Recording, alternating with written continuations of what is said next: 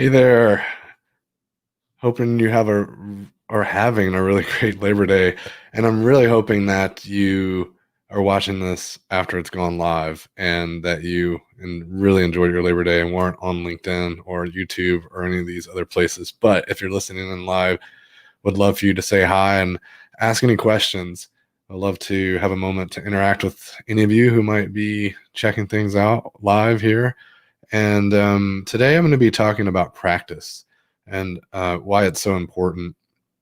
And I think that when we look at practice, it's often easy to consider it to be a necessity for the beginner. And I believe that it's really critical for the advanced folks as well, because especially if we're helping those who are not as advanced as we are. It can be really eye-opening. And I love the story of my friend from the fitness world. He's a black belt in jujitsu, and he once told me when he was making me do some very painful things. He was my trainer for many years before he got overwhelmed with a bunch of baseball students who desperately need his help because he's an amazing trainer. But so we were training, and he was telling me to that whenever he would encounter new young jujitsu enthusiasts, like these noobs that had just hit the mat for the very first time, he was always brought aware of something about his technique, or really surprised or really caught off guard because they didn't know what they were supposed to do, and so they would behave in unexpected ways. And he found that he learned so much more by grappling or rolling, as the jujitsu folks call it, with these noobs, versus rolling with a black belt, because he could anticipate the black belt's move. He knew they knew exactly what to do, and he could respond to them. And so in a way, it's similar to dealing with complex adaptive systems and these different scenarios we might find ourselves in the real world. And that's why I feel that as professionals, we should we should make sure that we continue to practice and we continue to expose ourselves to those who are not as skilled or not as advanced. And because those opportunities can create opportunities for us to gain some humility, to remind ourselves that there are things we don't know. They will bring some new perspective that we haven't seen before. Maybe they're tapped into some new methodology or some new approach that the kids are taking these days, and that way we can stay current. We can stay have our perspective shaken at times, which is really valuable.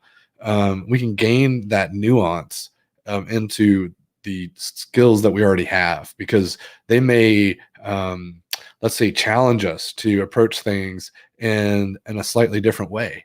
And so if we accept that challenge and we go into it, we can gain some nuance into how we approach and how we explore these things. And fourth, I think there's something that's really awesome for the advanced practitioner, which is getting more breadth. So, and this kind of comes along with the humility statement. It's like awareness that it's there can make us more humble in our practice, because if we ever feel like we know everything, then that's potentially dangerous.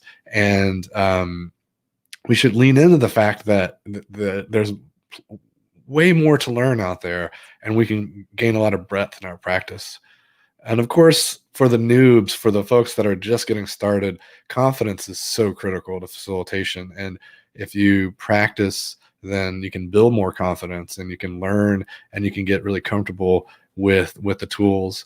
I remember talking to someone at a conference not that long ago. Well, you know how long ago it's been, because we haven't been doing these things for a bit now. But at this conference, this individual struck up a conversation with me, and he was telling me that he had gone through like 4 different series of trainings for facilitation. And, at this point, he was deemed like the master in design thinking tools through this program. But he was really challenged, because he's like, well, I don't know how to put it to practice. I know all these things, but I have this meeting coming up and I don't know what to do.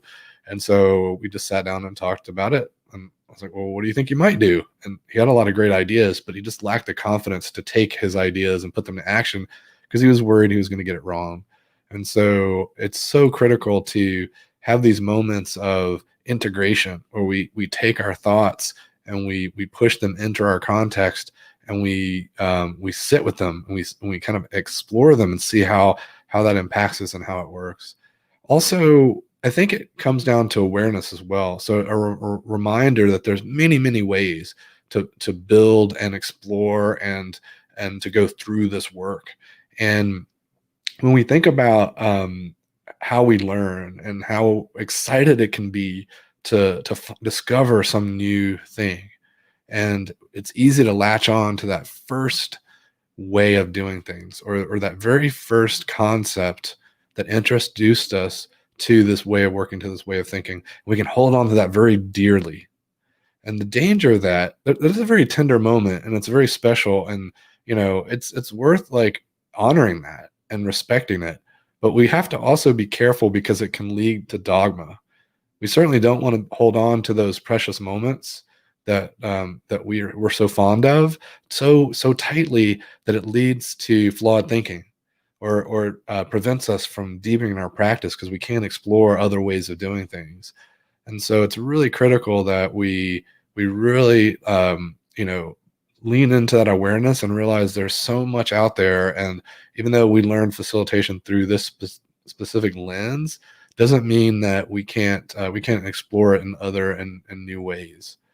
Finally, authenticity is really a great outcome for a new facilitator who is starting to embark in more practice and discovery work, because you can start to lean in and understand how you can show up in this work and how you can create your own ways of doing things, and borrow from others and integrate it in a way that's so unique and so original and so you that you just you can't even be more authentic. It just is not possible.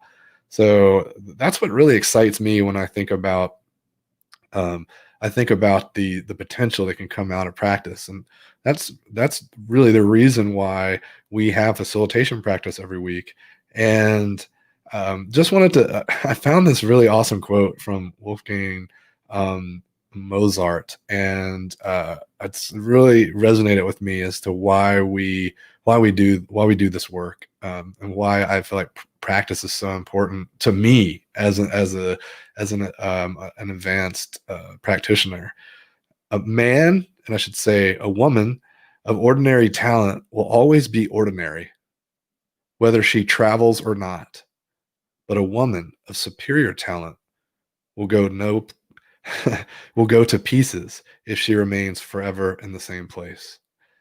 And so it's kind of similar to that myth that 10,000 hours will make you a master of anything. So what Mozart's saying is that if you're ordinary and you don't have talents, then you really won't go. You won't be able to go anywhere. It doesn't matter how much you practice, or how you practice. And then if you have talents, they can go to waste if you don't practice and you don't explore and you don't go to new places. And that's where practice work can take you, especially as you interface with others who are thinking about it differently and exploring it differently and grappling in crazy ways and trying to figure this stuff out. And so it can be super powerful to kind of explore and journey with us and see where this work takes us. And we got a comment here. Um, let's see, dogma, anything we can't question, which um, IFACT says we damn well should. So I agree. If we're not questioning things, if we're taking them for granted, then they gonna look a lot like assumptions, and gotta watch out for those because they can really bite us. And so if we hold things to be religiously true, then we're really turn off our growth mindset. We're not exploring and we're not learning. And if anyone thinks that that's beneath me, or I can't learn from that, I think there's a real missed opportunity, because um, even if the content might seem basic, there can be a there can be an opportunity to lean into how basic it is, and helping others, and finding that pinnacle that you can kind of strive for as you kind of help the others kind of move through it. And I've often found that taking the time to understand and to break down things that seem simple, um, can for beginners, can really help me get deep in my understanding at a level that's much more profound than making things more complicated or layering in more sophistication over top of stuff. It's almost this notion of balance as we kind of learn to move through simplicity and with grace. And let's see. I wanted to also just talk a little bit about this notion of facilitation practice that we do. Before I do, we have a comment from Roy. Religion just means reread, religion. The function of religion is to reread. It is the function of beginning mind. I love that. I love it. I love it. I love it. In fact, I'm going to put it here on the screen. And in fact, it reminds me of my friend Barry O'Reilly's work around unlearning. So if we continue to approach things from that beginning mind, there's a lot of purity in that, and there's a lot of I would say this is a way of awakening things in us that are much deeper than just trying to make things more complicated for no good reason.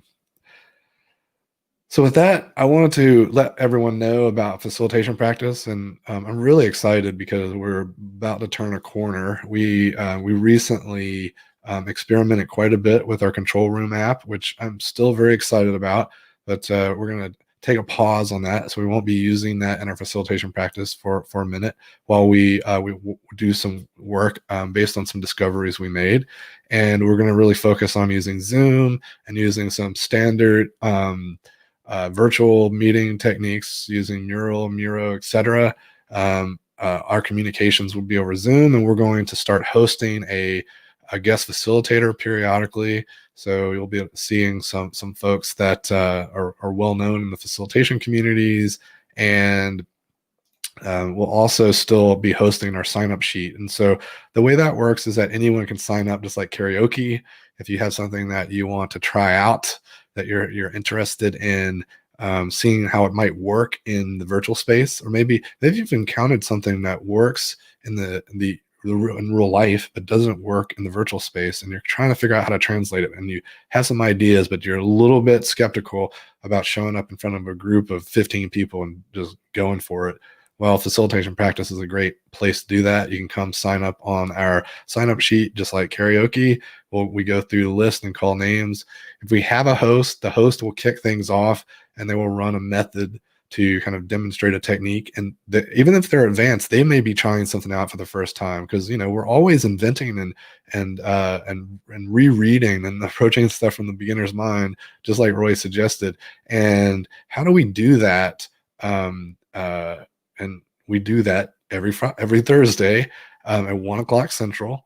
And it's just an opportunity to come in and experiment, try stuff out, and see what works. And then we always do a retrospective. So it's always a chance to learn. Even if you don't facilitate, you can watch how others facilitate. You can learn by critiquing their facilitation, how others critique their facilitation. It may even be just little things, little prompts, little turns of phrase, the verbal judo that people use that you might want to borrow and integrate into your practice. And highly encourage folks to come spend some time with us on Thursdays. We have a Slack community for our facilitators to discuss techniques and experiment with different ideas and share and cross-pollinate. So really hope you come join us. It's been fun talking about practice. I personally think it's so important, and what we've done is created a safe place so people can fail. and it's a very supportive community. In fact, we were trying out our control room tool, and it had its bumps and its issues as we started to do more wide scale testing. And the community was so supportive and so curious and so full of great feedback. And I'm so proud that we built a community that is so rich with talent, and so I would say just generous with their gratitude and with their support. And would love for you to be a part of it. And I guess with that, then we're nearing our end. I did have one other question about YoTribe.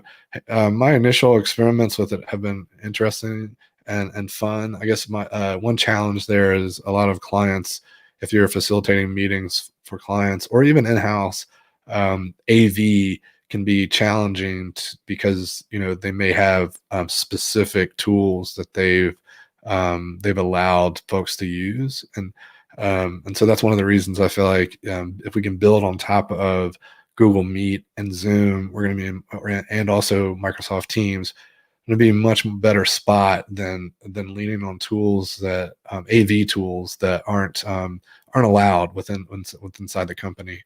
But yeah, the big fan of 3D audio. So by that I mean, as you're exploring a space, the audio becomes louder when you get closer to an object. And I think that is a really interesting way to think about breakout rooms and how you might organize and facilitate in the virtual space. So I think that's really, really fantastic. And Daniel, love to hear that you're stoked about the idea, and love the this notion of like coming and practicing with us. So definitely join us. I'll drop in the comments once I'm done. Actually, I'll just say it right now. Voltagecontrol.com /events. And I'll drop it in the LinkedIn comments so anyone who's listening later can jump in and check it out. So thanks for everyone that was listening live, and also those of you who have been chatting. It always makes it a little more fun to have some interaction. So appreciate that, and don't be a stranger. Hopefully we'll see you on an upcoming Thursday facilitation practice. Again, that's we're there every Thursday.